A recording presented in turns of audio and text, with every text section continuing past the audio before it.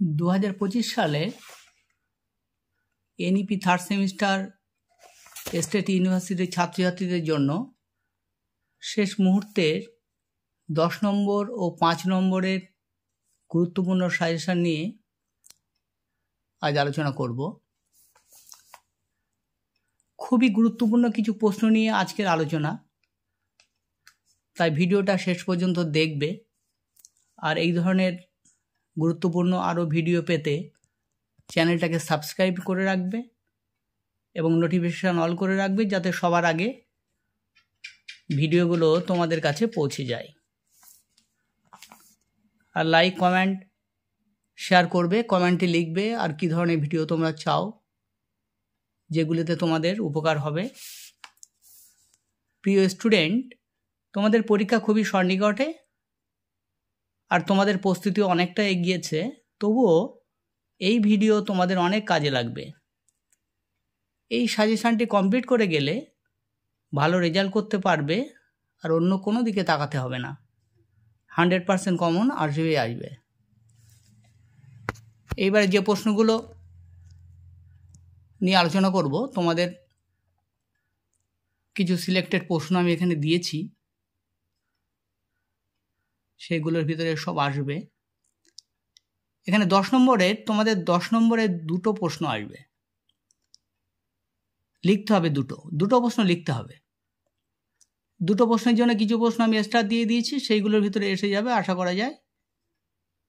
দেখো, প্রথম প্রশ্ন, বলবনের রাজত্বকাল থেকে আলাউদ্দিন খলজির রাজত্বকাল পর্যন্ত সময়ে রাজনৈতিক আদর্শের বিকাশ কিভাবে হয়েছিল? খুব ইম্পর্টেন্ট প্রশ্ন, করবে।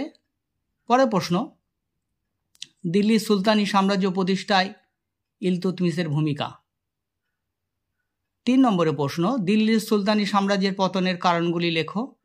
অথবা একই ধরনের হবে এই প্রশ্নটাও, দিল্লির সুলতানি সাম্রাজ্যের পতনের জন্য ফিরোজ শাহ তুগলক কতটা দায়ী ছিল।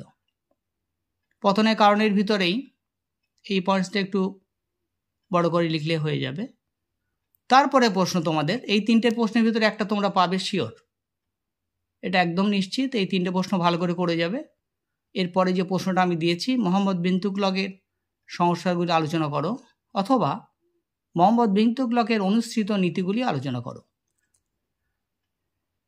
5 নম্বরের প্রশ্ন, খুব ইম্পর্টেন্ট, গুরুত্বপূর্ণ। দেখো, একজন সংস্কারক হিসেবে শেরশাহের কৃতিত্ব আলোচনা করো, অথবা শেরশাহের রাজত্বকালের গুরুত্ব। পরের প্রশ্ন, শিবাজীর শাসনকালে মারাঠা শাসন ব্যবস্থার প্রকৃতি বর্ণনা করো।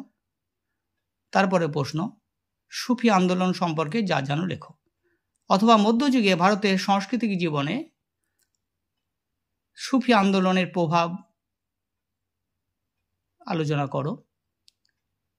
প্রথম 3টে প্রশ্ন ভিতরে একটা তোমরা পাবে এবং শেষে যে 3টে প্রশ্ন আলোচনা করলাম একটা এসে যাবে। তবু আরও কিছু আমি প্রশ্ন এখানে এক্সট্রা হিসাবে দিয়েছি, সেগুলো একটু দেখে যেও। এক্সট্রা প্রশ্নের ভিতরে প্রথম প্রশ্ন হচ্ছে দিল্লির সুলতানি সংহতি সাধনে গিয়াসউদ্দিন বলবনের ভূমিকা। পরে প্রশ্ন, 1526 থেকে 1556 অব্দ পর্যন্ত মুঘল আফগান দ্বন্দ্ব আলোচনা করো।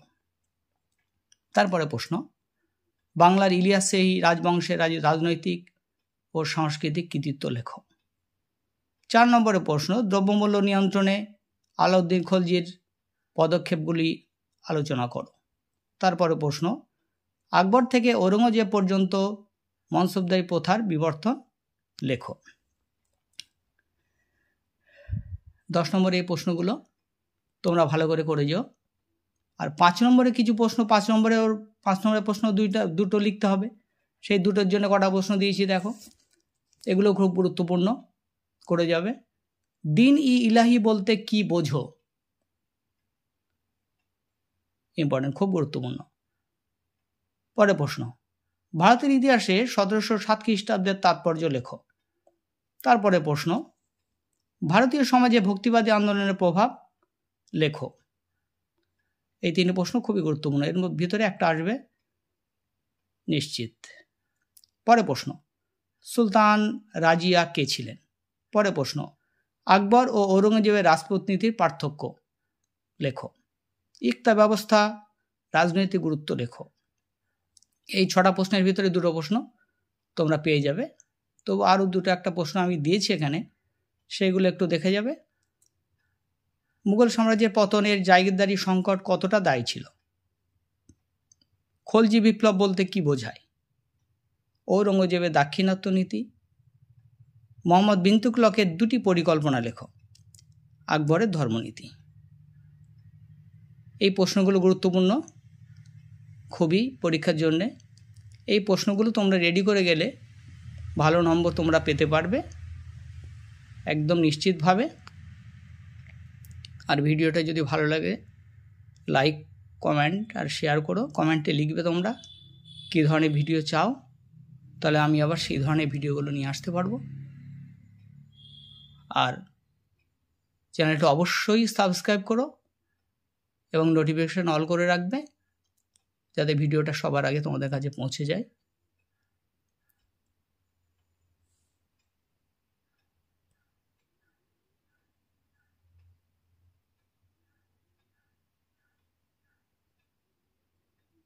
আর এরপরে 2 নম্বরের প্রশ্নের